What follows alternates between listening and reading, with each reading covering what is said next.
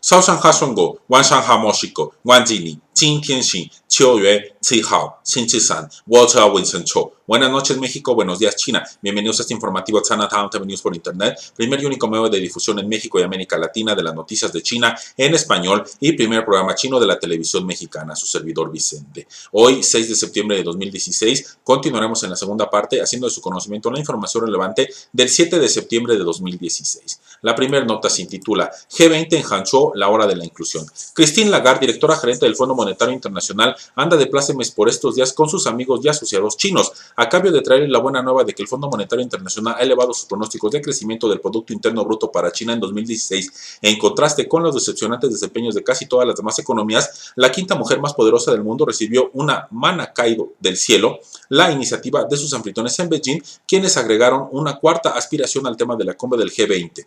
A la consigna de la cita cimera, concebida originalmente como hacia una economía mundial innovadora, dinámica e interconectada, China, actual presidente rotativo del grupo, añadió la adjetiva inclusiva, reafirmando de esta forma el talante abarcador que el país sede propone en condición de premisa para que la cooperación global eche raíces sanas y duraderas que permitan conjurar la crisis económica que embarga al planeta desde hace casi una década. Así, junto a los ricos de siempre, hasta ahora incapaces por sí solos de solucionar los males que nos afectan cada día a todos los hijos de este planeta, en unos días se estarán sentando naciones tan poco favorecidas como por la fortuna material y el desarrollo económico como Laos, Chad, Senegal, Egipto y Kazajistán. Su presencia junto a otros países del denominado tercer mundo deberá aportar a la cita de Hangzhou la representación más nutrida hasta ahora de países en desarrollo en estas reuniones. Al alabar el aporte chino con el tema de la inclusión en la cumbre, Lagarde resaltó que resulta de suma importancia hablar de la capacidad integradora del crecimiento, asegurándose de que todo el mundo se beneficie del mismo, garantizando que las empresas y los empresarios con pequeñas y medianas empresas dispongan de acceso a la financiación, además de entender el entorno fiscal en el que operan.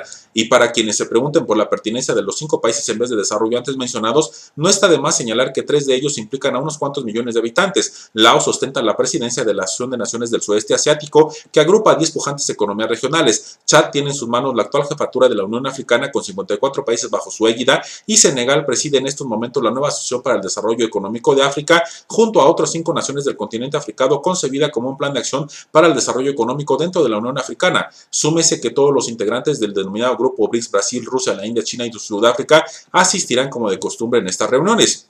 ¿Cómo revertir la ecuación maldita?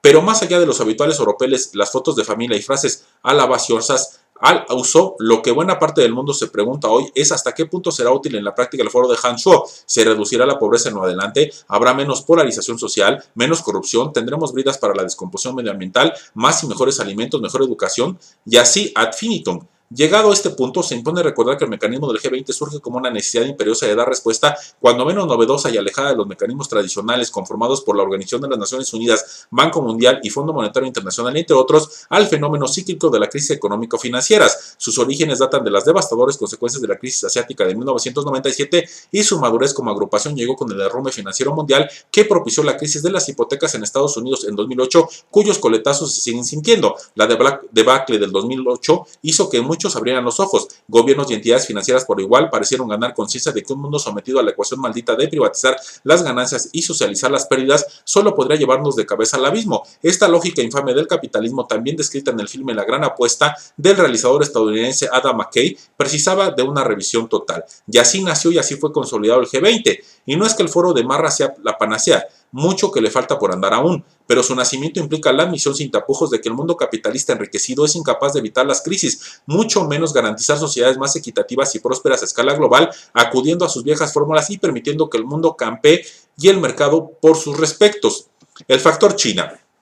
China, que viene de regreso del fracaso rotundo de la estatalización económica a ultranza, está particularmente dotada a sí mismo para procurar un camino que en todo lo posible se aleje de la receta del mercado sin frenos, apegándose a la prédica de un economista húngaro que detectó tempranamente la incapacidad del Estado absoluto como generador de prosperidad. La actual dirigencia de Beijing procura acomodarse a las nuevas realidades, evitando los extremos en un sentido u otro, al proponer un crecimiento armonioso que propicie una sociedad de consumidores, lo que a su vez conlleva la consolidación de la clase media. China sienta las bases domésticas hacia la corrección de las actuales desigualdades, enfatizando de paso una mayor mayor atención al medio ambiente. De prosperar estas dos propuestas, además, China estaría confirmando las palabras del ex primer ministro Wen Jiabao cuando dijo que la mayor contribución que China puede hacer al mundo sería comenzar por poner su propia casa en orden, concluye esta nota.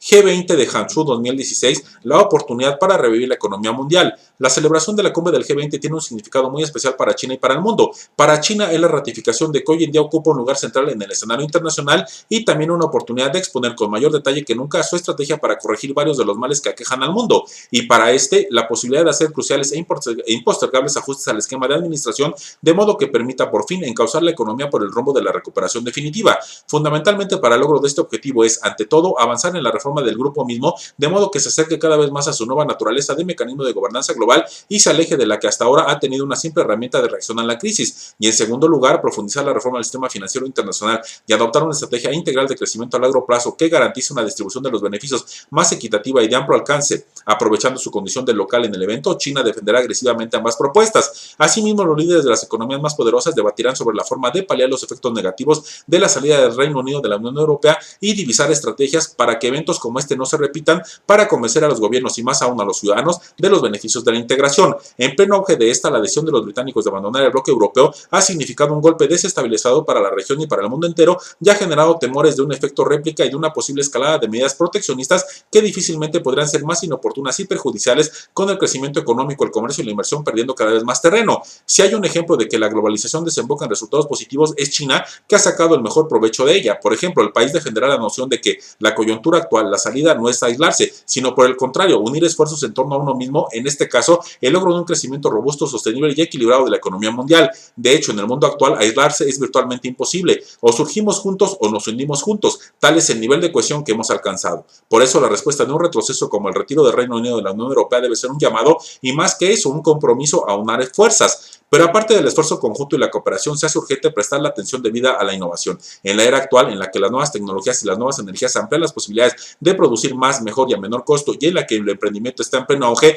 desperdiciar las ventajas que ambos representan en materia de generación de empleo e impulso al comercio es un error que los miembros del G20 y el mundo no se pueden permitir. Por lo tanto, en la cita de Hangzhou, China pondrá a la innovación en el centro del escenario, confiada en lograr un pleno respaldo del mecanismo y darle un impulso que hasta ahora no ha tenido. Aprovechando también su primera vez como sede, China ha invitado al mayor número de representantes de los países en desarrollo en la historia de la cumbre, con lo que quiere demostrar que su defensa de una participación más amplia y activa de estos países y de las economías emergentes en los estamentos más altos de la toma de decisiones va mucho más allá del discurso y es auténtica. El hecho de que la economía china siga creciendo aún a pesar de los efectos de la crisis de 2008 todavía se hacen sentir, pone de manifiesto que las políticas adoptadas por el país como parte de su estrategia de reestructuración del modelo económico y el marco de la nueva normalidad son acertadas. Así las cosas, el G20 haría bien en tomar en cuenta la opinión china y considerar la posibilidad de aplicar algunas de ellas o utilizarlas como base para diseñar nuevas formas de hacer frente a la desaceleración. Factores como los conflictos que se libran en diferentes rincones del planeta, con sus consecuentes flujos de refugiados, los cada vez más frecuentes ataques terroristas y los estragos del cambio climático, entre otros, complican seriamente la labor de los gobiernos para concretar la recuperación económica.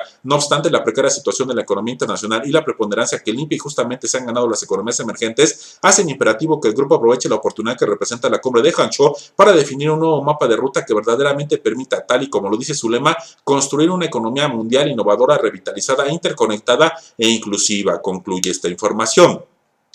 Índice de precios al consumidor de Taiwán sube 0.57% interanual en agosto. El índice de precios al consumidor de Taiwán, uno de los principales indicadores de la inflación, se incrementó un 0.57% en agosto con respecto al mismo mes del año pasado, anunció la Agencia de Estadística de la isla. La agencia atribuyó el aumento mayormente a la subida de los precios de los alimentos en agosto. Los datos de la agencia muestran que los precios de la fruta ascendieron el mes pasado un 23.02% interanual tras unas condiciones meteorológicas adversas e inestables, incluyendo frentes fríos, fuertes precipitaciones y temperaturas elevadas. Mientras tanto, el precio de los productos acuáticos también creció en agosto un 5.33% con respecto al mismo periodo del año anterior. En comparación con julio, el índice de precio al consumidor de agosto fue de un 0.03% inferior debido a la bajada de los precios de la ropa y el aceite, afirmó la agencia, agregando que el índice de precios al consumidor subió un 1.38% durante los primeros 8 meses del año con respecto al mismo periodo de 2015, concluye esta nota.